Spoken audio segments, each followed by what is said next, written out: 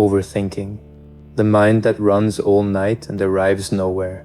Psychology files it as rumination, a habit of an anxious brain, and every modern cure points the same direction: think less.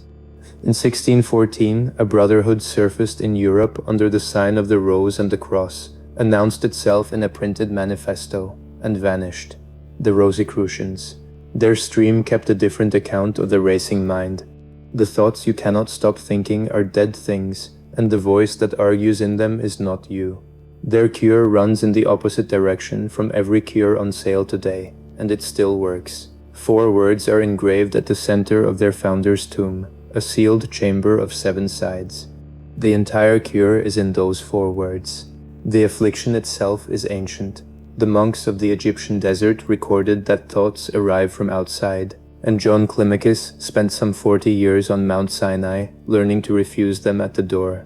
And in Munich, January 1912, someone who constantly jumps from one thought to another and is unable to hold a single thought in his head. Such constant scurrying in the inner life is the most common form of nervousness.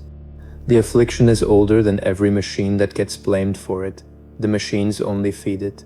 What follows is the diagnosis the brotherhood kept, and then the cure.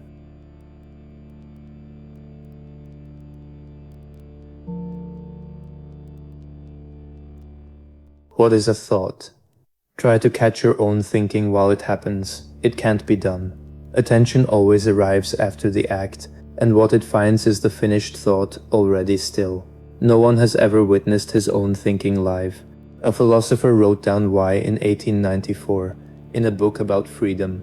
Nothing then remains to be inspected but the lifeless abstraction, the corpse of the living thinking. The sentence isn't rhetoric, it's meant almost mechanically.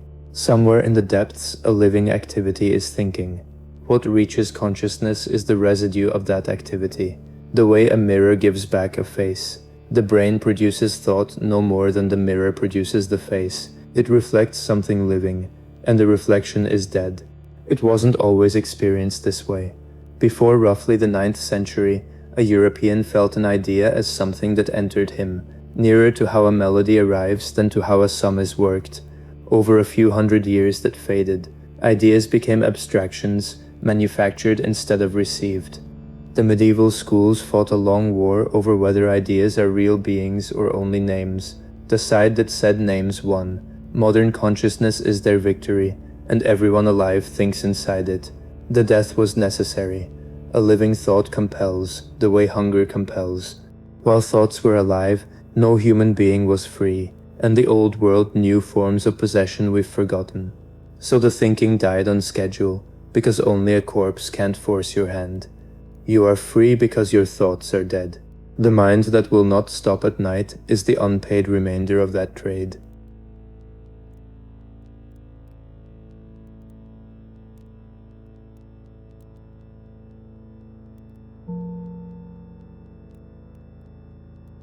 The dead thinking has one more property, and it explains why no deliberation ever ends. From a lecture given in 1919. One can prove something quite strictly, and also prove its opposite. Present-day intellectualism is in an upper layer of reality, and does not go down into the depths of being. The intellect runs in a shallow layer. It doesn't reach down to where reality is, and in that layer, everything is provable. A question weighed there can be run 100 times, and both verdicts hold every time. Because up there, proof costs nothing. The loop doesn't fail to close. It can't. Closure needs contact with reality, and contact is the thing that died. The same fact explains why insight never stops rumination. Understanding the loop is more thinking of the same dead kind. You can't raise the dead by adding more dead.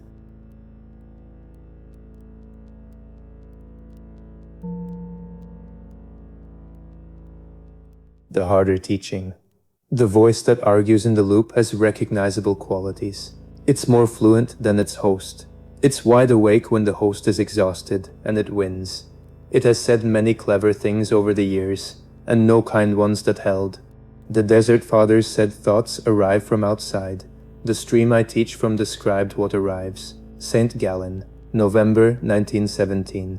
A double of this kind, who is much more clever, very much more clever than we are, with a Mephistophelian intelligence, an Ahrimanic intelligence, but no warmth of heart at all. An intelligence inhabits the dead thought life, and it's better at dead thinking than you are, because dead thinking is its element. The old teachers gave it the adversary's name, Ahriman, the cold one. Fear feeds it. How literally to take that, I don't know. Where the psychology ends and the being begins, I won't pretend to draw the line. The observable part can be verified by anyone. The voice of the loop argues in a register its host would never use on anyone he loves. If it were you, it would sound like you. There's a law in those same lectures. What the human being considers himself to be, that he will become. In this age, the soul is slowly transformed into its own ruling picture of itself. The loop's verdicts are formative. What repeats at night is being built into the person.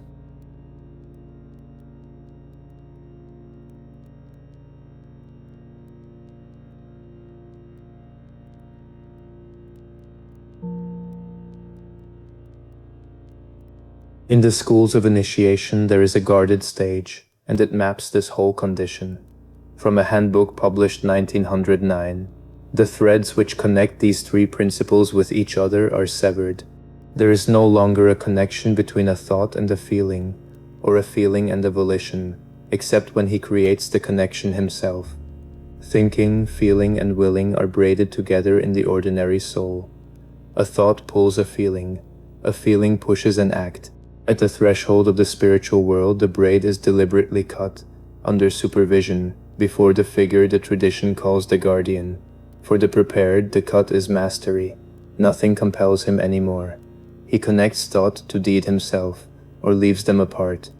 The teaching of this stream is that humanity is now crossing that threshold together, unprepared. The braid is coming undone on its own. Thinking runs all night, connected to nothing. Feeling floods in with no thought able to meet it. The will knows what to do for years and never once does it. Overthinking is the first chamber of an initiation nobody mapped. A severed power keeps moving for a while, the way a cut hand still twitches, and the movement can pass for life. The last pages this teacher ever wrote, 1925, add the machines. Technology sinks beneath nature and pulls the loosened thinking down with it, and the man must now climb as far above nature in his knowing as his tools have dragged him beneath it.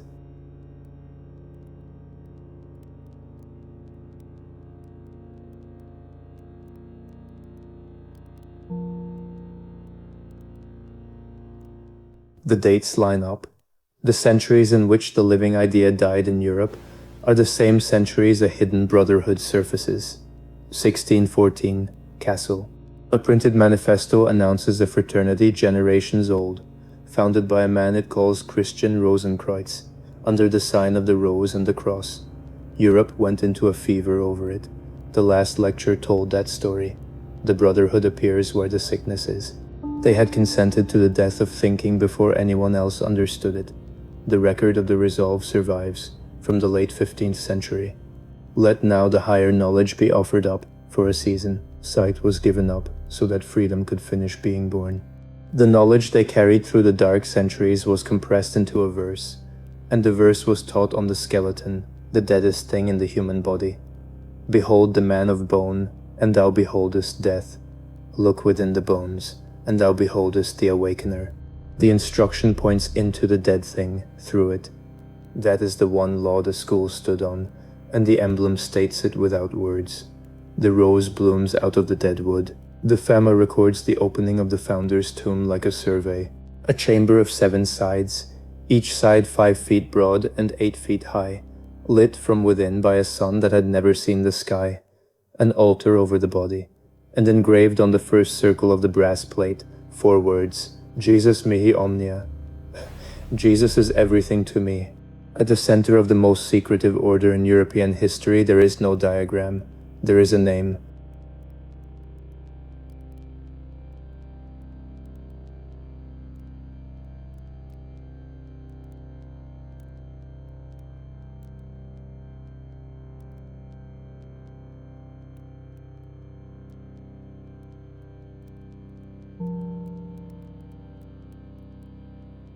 Every cure on sale aims at less thinking. distraction or sedation. The stillness of the monks is real, and their watchfulness is half of this lecture. The rose cross aims the other way. Raise it. What the philosopher found when he finally caught the living activity itself. Warm, luminous, and penetrating deeply into the phenomena of the world. The power of love in its spiritual form. Living thinking is love in its spiritual form. That is a report, not a figure of speech. It also explains the loop's temperature. A thought you are present inside is warm. The loop is cold because it was vacated long ago, and something else moved in. The cure is presence, and presence is built with exercises so small they look like nothing. The 1912 lecture gives one. A woman keeps mislaying her brooch. The instruction, put it in a different place every evening, deliberately, and while setting it down, hold the full picture of where it lies. That is the entire exercise. It cures the forgetting, and then the lecture adds the strange part. The same exercise, given to a nervous person, quiets the nervousness. The brooch is nothing.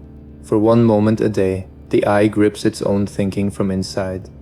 The older exercise is done tonight, lying in bed. Walk the day backwards. The last thing first, then what came before it, back to the morning. It's hard, and the difficulty is the medicine. The corpse runs only forward, along its grooves. Walked backwards, the thoughts are being carried instead of doing the carrying. 5 minutes, done nightly. A resurrection in miniature.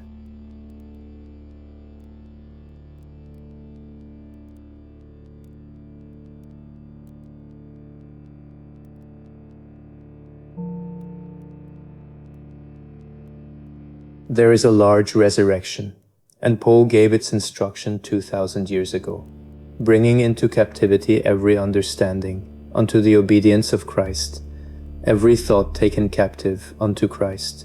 The verse names who does the capturing, and it isn't the frightened self. The frightened self is more corpse.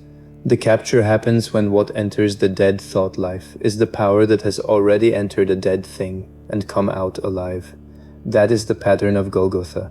The divine enters a corpse, and the corpse doesn't win. The old teachers say Christ accompanies a man precisely into the battle with the cold adversary. The tomb is his terrain. The 4 words in the vault say the same.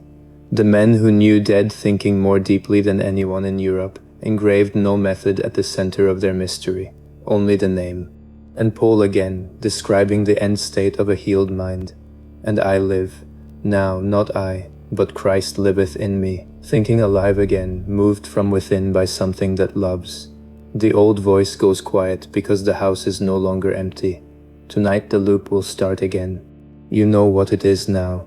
Walk the day backwards, say the name, and sleep.